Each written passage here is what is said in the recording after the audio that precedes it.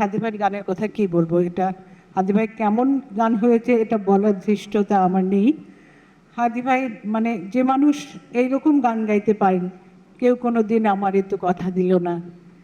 আর তারপরে আরো কত কত গান হাদি ভাইয়ের, তো যেও না সাথী, অনেক গান।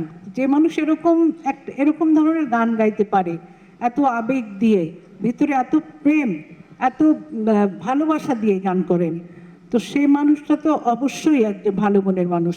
সে মানুষ কখনোই খারাপ মনের মানুষ হতে পারে না। হাদি ভাই একজন খাঁটি মানুষ। হাদি ভাইয়ের পাশে বসে হাদি ভাইয়ের কথা বলা এটা খুবই ডিফিকাল্ট। তো হাদি ভাইকে অনেক ভালোবাসি। হাদি ভাই আমাদের ভালোবাসার মানুষ, হাদি ভাই আমাদের শ্রদ্ধার মানুষ, হাদি ভাই একজন অনুকরণীয় মানুষ। হাদি ভাইয়ের ভাবি যে ছিলেন, হাদি ভাইয়ের স্ত্রী, তিনিও এত নরম মানুষ ছিলেন, খুব আস্তে আস্তে কথা বলতেন, খুব সুন্দর করে, এবং বাসায় গিয়ে সবসময় ভাত খেয়ে আসতাম। প্রফেসররা একটু আস্তেই কথা বলেন কি? কে?